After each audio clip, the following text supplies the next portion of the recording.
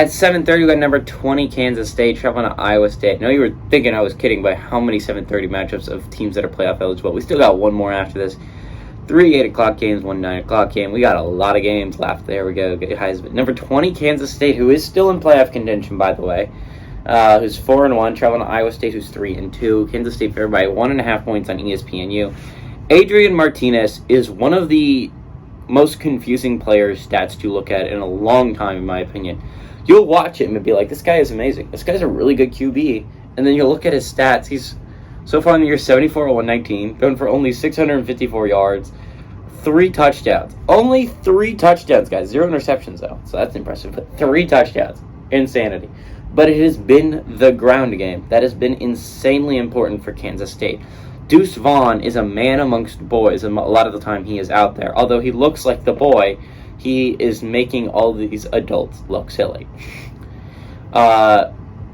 He has had 110 carries for 638 yards and 3 touchdowns. Malik Knowles has had 15 catches for 157 yards and a touchdown. For Iowa State, on the other hand, Hunter, I hardly know her, Deckers, I hardly know her, has gone 131 of 189, thrown for 1,316 yards, 11 touchdowns, 6 interceptions. Jarrell Brock has had 65 carries for 361 yards and 2 touchdowns, and Xavier, I hardly know her, Hutchinson has had 49 catches for 504 yards and 5 touchdowns. Iowa State leads the series all-time 52-49. Last 2 games have gone to Iowa State in 2020 and 2021. But Kansas State has won 10 of the last 13 matchups. The last victory for them was in 2019. So I think what's going to be really kind of interesting in this football game is Iowa State is obviously a huge rivalry. They play every year, and it's a big rivalry every year. However, Kansas State has been on a roll recently. Remember, they won against Oklahoma 2 weeks ago. Not the biggest achievement in the world now that we know that Oklahoma sucks, but still was a big game for them. They beat a pretty solid Texas Tech team last week. I would say a Texas Tech team that is better than this Iowa State team. Iowa State's coming off a pretty heartbreaking loss, a game that they could have had against Kansas, right? They dictated the style of play that was played. They ended up losing, I think, 11-13. So, really kind of a game that you could have had. They missed like 3 or 4 field goals in the game, a lot of them that were chip shots. And Kansas ended up winning that game in a game that Iowa State probably should have had. This probably should be a game between 2 playoff contenders right now, but unfortunately for Iowa State, it is not. I think what's going to be really interesting here is Kansas State's only favored by 1.5. Everyone thinks this is going to be a very close football game.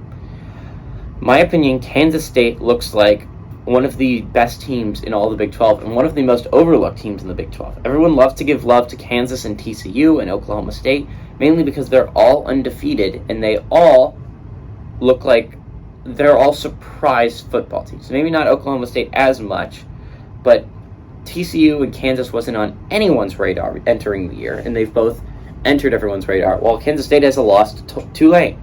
It's a bad loss, I'll admit it, but Kansas State, since that loss, has looked phenomenally good and looks like a Wildcats team, remember, still undefeated in Big 12 play, that could possibly steal the conference, right? And possibly steal a playoff spot if they win the rest of their games now. I don't know how likely that is. They still have to play a lot of good teams in the Big 12. Big 12's a gauntlet this year.